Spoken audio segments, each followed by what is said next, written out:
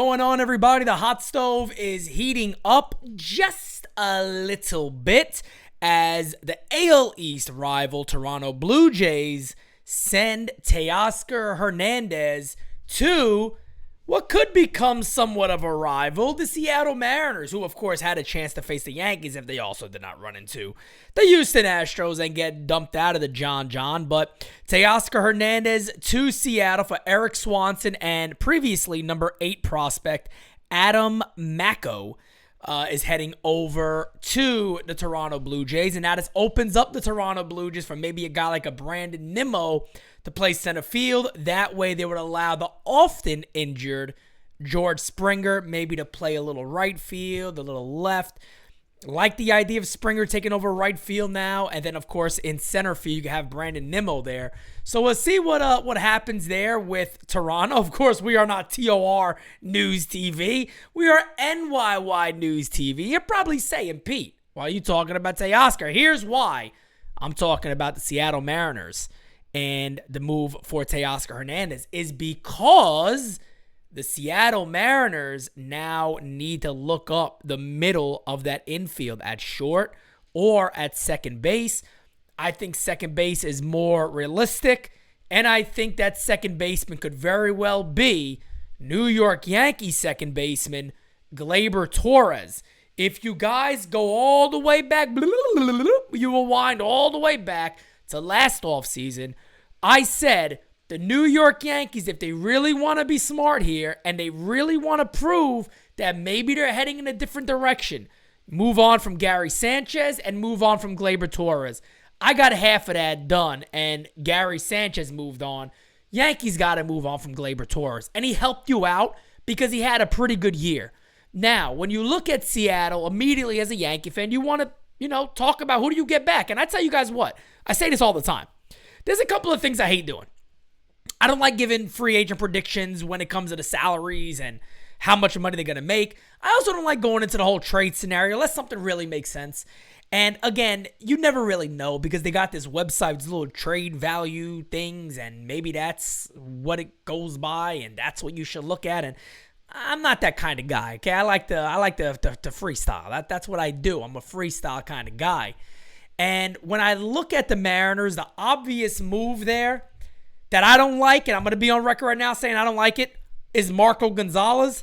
I am not a fan of the Yankees doing that type of move for Marco Gonzalez at all. Not a fan of this move whatsoever. I think Marco Gonzalez gets hit very hard. I think if he comes to a stadium like Yankee Stadium, it would be an absolute horror show for Marco Gonzalez. The other name that you're hearing a lot about that the Mariners may trade is Chris Flexen. Now, I like Chris Flexen for one reason and one reason only. If he pitches, I could do this the whole time.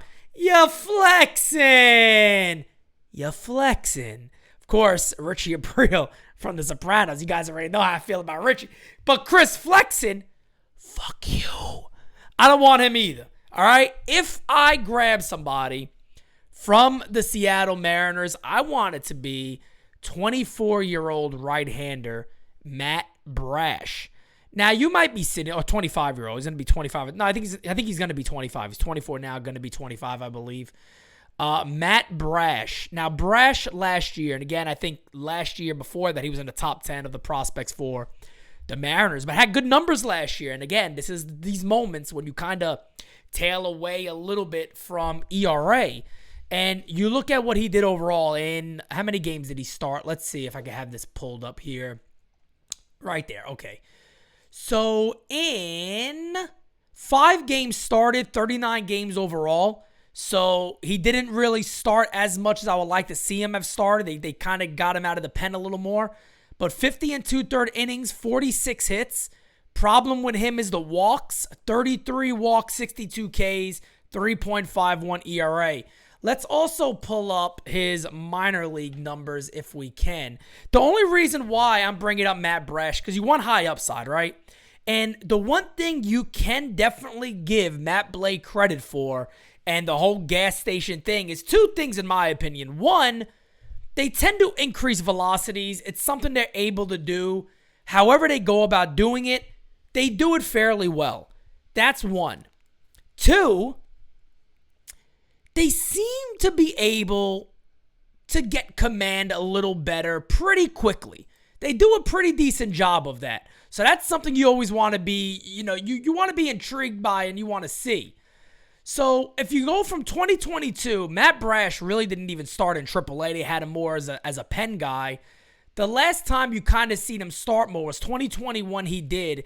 And he was very, very good in AA and A ball as a starter. Now, he did get, like I said, 5 starts with the Mariners, mainly out of the pen. But even as a guy that's a pen arm, even as a young guy, the Yankees may leave in AAA for a little while and develop that arm, see if he could become a starter. And I'll be honest with you guys, I do not know enough about Matt Brash to see if he could be a long-term starter. But based off numbers alone, based off what I would look to project on the New York Yankees, and maybe a Gleyber Torres deal, maybe an IKF deal to Seattle, is a talent like a Matt Brash. Now, of course, guys like Kirby's going to be off the market. Gilbert, those guys aren't coming here for that type of deal. But that's something I will look at. Maybe an outfielder, maybe a mix of both. Maybe the Yankees do something like that. But his numbers overall last year, I don't know if I said it already, 4.44 ERA. I believe his FIP was even better. You guys already know FIP-U. FIP-U in certain cases. This case, we're going to go with a little FIP here, okay? A 3.51 was his FIP, so he was a much better pitcher than what we saw. 11 Ks per 9 innings. Those are numbers you got to love.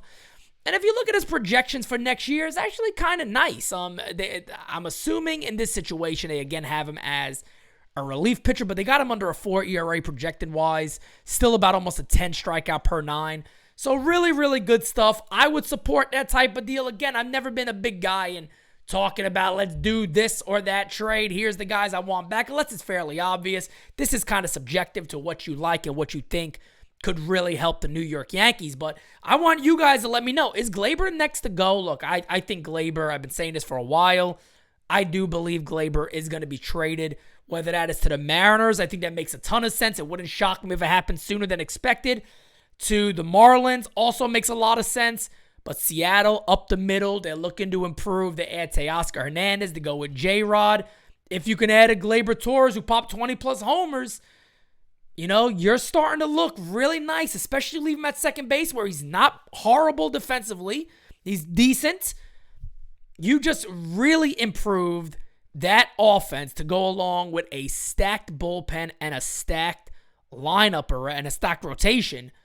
Could be looking very, very good in Seattle. So, guys, let me know what you think. IKF? Gleyber? Which one? You guys like doing this probably more than I do. Let me know what your trade proposal would be with Seattle for one of those guys. Leave it right in the comments below. I'm going to check it out, of course.